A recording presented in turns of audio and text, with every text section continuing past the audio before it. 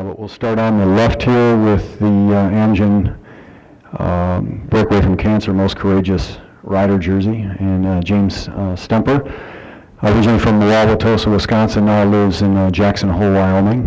And then we'll go to Carter Jones, who has got the Nissan King of the Mountain jersey and rides for the Bissell Pro Cycling Team. Originally from Maplewood, New Jersey, now living in Boulder, Colorado. Let's start with you, James. Everybody wants to know about the heat index, you know, and certainly what it was like on the climbs when you were out there. And then the breakaway, as I understand it, you guys left probably about 8 to 10K into the race. So take us through the dynamics of the day and talk about the heat. The heat was probably the biggest factor of the day for sure. You never felt, I never really felt like we were going extremely hard in the break, but eventually you just could not pedal very hard anymore. And we were lucky to have the support of our team. Mine's 5-hour energy presented by Kenda. We had Gord up in the break all day giving me all the water I wanted, and I think that gave us the ability to almost get it all the way to the finish. And Carter, when it was whittled down to 2 guys, and certainly you look strong on the climbs there, take us through that, and obviously you must be feeling good. And my understanding from Bissell was the goal was to get one of the jerseys today, specifically KLM. Yeah, it's always our goal to race aggressively here. And I mean, for the climbs, James and I know each other from racing in the U.S. all the time. So yeah, I was pulling hard on the climbs, and he'd roll it on the flats and the descents with me. Can you talk about the heat at all? Oh, man. Yeah. The heat was brutal. Definitely the hardest part of the day. We haven't done anything like this all year, and you know, coming from Boulder, it's still winter there. It's dragging on. The heat, you know, was really bad in the beginning, and by Palomar it cooled off a bunch, and then coming down in the finish, it was like dropping down into a sauna again. So that was tough. Every time you poured a bottle on yourself, it was like you were rejuvenated.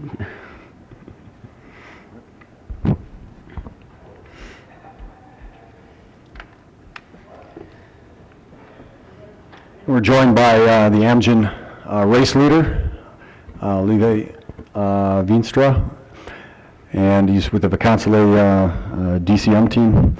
And one question to start, Lieve, and he's the national time trial champion of the Netherlands. When you broke away with Mancebo, the other rider, obviously in the back of your mind is, you know, could you make it all the way? So take us through the last 10 kilometers of the race and your thoughts. I was dropped on the last climb.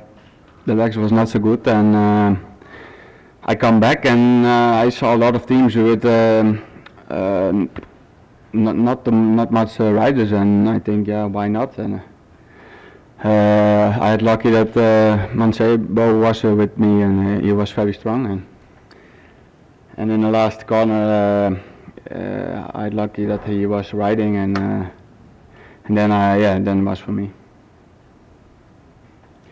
Did you wake up this morning and think, hey, I'm going to be the race leader by the end of today? No. It was very hard.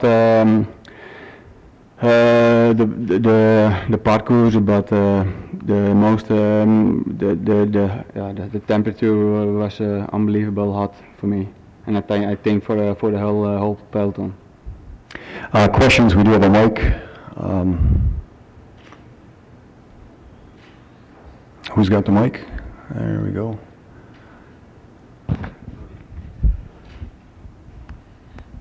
Could each of you speak about how you deal with heat on a day like today, what you do differently when it's so hot out? Sorry, I don't understand. How do you deal with the heat? How do you stay cool? How do you deal? I played it hard in the last 2K, but for me it's very important to win, and for a second place, it does not good, and I look in last K behind me, and I think it was 100 meter, and I played it hard, and today was for me. hot as it was today, it's expected to be that much more so tomorrow going into Palm Springs. How does that affect your mental attitude going to bed tonight and getting up in the morning? Oh, it affects everybody. You know, we're all dealing with the same heat out there. So, I mean, how I deal with the heat, I just tell myself I'm not hot, and kind of go with it. But nobody's out there, like, oh, this is a beautiful day. So everyone's suffering. Yeah, today was dealing with it. I had an ice pack maybe on the back of my neck all day, which is an advantage to the breakaway. I felt bad for the guys in the field who didn't have a team car personally for them all day. I might have dumped 10 gallons of water on myself throughout the day. Knowing that tomorrow's going to be hotter, I think we're all worried, but we all have to deal with it, and that's kind of the part of bike racing. Quickly, I'd like to introduce Ramin Madabar, who is the Chief Medical Officer for the race. Ramin, could you give a couple comments on what you saw from the medical car today, heat index, and how athletes were dealing with situation out on the course? Sure. So, interestingly, on stages like this, we worry less about the professionals than we do about the people who are working the race and sitting in cars all day and not used to training in the heat like these guys are. But to give you an example, I pulled up alongside one of the team cars and asked their director, how many bottles do you think you'll go through today? And he felt he would go through 120 bottles, which is more than they would normally go through in a day. By the first 50K, he'd gone through 40 bottles. To put that in perspective, those are 16 to 20 ounce bottles. That's about a half liter, so each rider is consuming 7 to 8 liters of fluid during the 4 or 5 hours that they're riding, which is a lot. That's half probably pure water, half usually some electrolyte solution. In addition to what you heard described with ice packs that are put down the back to try to keep core temperature down, and water that they pour over them, because moving 20 or 30 miles an hour, if you've ever had wet clothing in the wind, how cooling that is. So water over your head and on your jersey can actually have quite a cooling effect on your body. Then afterwards, we're keeping them from what they should be doing right now, which is sitting in a nice cold bath or a cold pool to get their core temperatures down and get ready for tomorrow. But I'm sure you won't keep them much longer. Those are probably the big things that the riders do. The race officials also are very, very careful in stages like this, because they will typically not allow feeding from team cars. That means the riders can't go back to their team cars for 50K into the race. So for the first 30 miles, they're typically on their own. And a race like this, when the heat is that high, the officials change that rule and let them feed quite a bit earlier so that they go through their initial bottles very quickly, and they can come back and get more bottles and try to keep them hydrated. Similarly, at the end of the race, they typically will stop feeding at 20K, and today we extended it to 10K. So the officials in the race are also very cognizant to try to keep the riders safe. But as I said at the outset, one of the concerns I have is just sort of, if you think of yourself like a ship doctor and you're taking care of 1,000 people moving every day, it's not the professionals that I'm as worried about as the folks that are marshals and motorcycle riders and trying to be on their feet and be out in the heat that they're probably not used to, and they're not carrying hundreds of ounces of water with them. So we try to get that message to our staff as well, to stay hydrated, use sunscreen, all those kinds of common sense things. But it is a challenge, and hopefully these first 2 days don't wipe you guys out too much. But everybody looked pretty good today. Ramin, could you spell your name quickly? Sure. First name Ramin, R-A-M-I-N. Last name Modaber, M-O-D-A-B-B-E-R. Chief Medical Officer for the race. Years 1 through 8. Mr. Modaber, were there any problems with people on the course in terms of having to treat fans, people like that? On the course, we're obviously moving with the race, so I wouldn't necessarily be cognizant of anybody having trouble that was a spectator on the side of the road. But the city that hosts, so Escondido had a start and a finish, so people are around all day. They put up a first aid tent. We set up a medical tent here for the riders and the staff. And most of what today is keeping cold water around and just keeping people hydrated. But I didn't hear about anything other than an allergic reaction to fish and nothing that had to do with dehydration today. So, Just and a follow-up question for Carter, if I may. What all did you do during the race to deal with the heat? Oh, I mean, I drank as much as I physically could. I mean, we had ice packs getting from the team car and dumped water on myself. But, I mean, it still wasn't enough. You know, I'm sitting up here right now and I have a headache. It feels like I'm hungover, but, you know, you just drink as much as you possibly can. And could each of the riders just say what you'll do to try to recover for tomorrow? Is there anything you can do tonight other than an ice bath? I'll just eat as much as possible, drink as much as possible, try and relax, you know. It's going to be a tough week after being in the breakaway on day one, but I'm looking forward to it. I'm looking forward to an ice bath.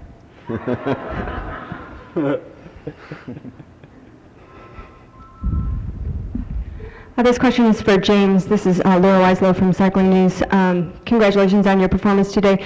I know that in the past years you were mostly a criterium rider and on the domestic circuit. Tell me about the transition from that type of racing to what you're doing now and how you got to this level. It's true, I did get my start racing criteriums in the Midwest, and in the last 4 years with this team, I've been making the transition to a road rider. I've done well in crits in the meantime, but I pride myself on being a great teammate right now, and I know I can ride hard for the entire day. And I'm trying to begin to be a person that can win stage races, and it's been a 4-year process of training and just keeping at it. That's just what I've been doing. Hopefully someday I won't be known as a crit racer anymore.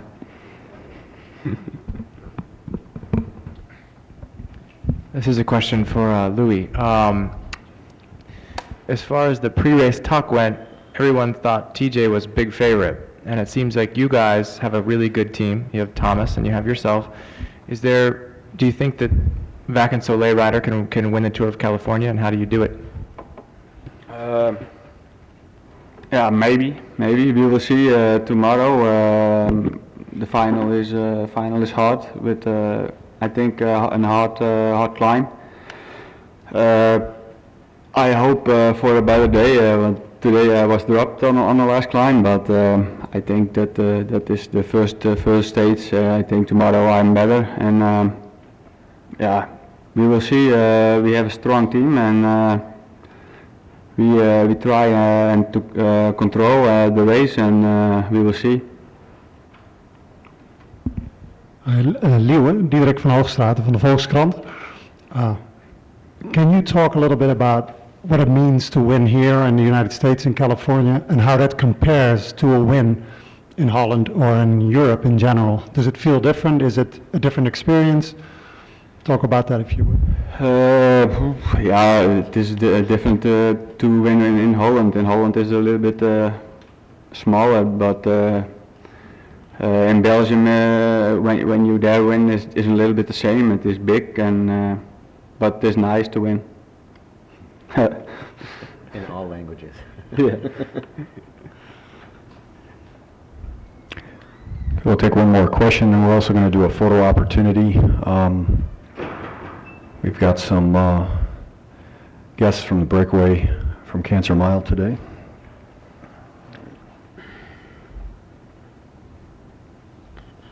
Final questions? Okay, we're going to do our photo opportunity.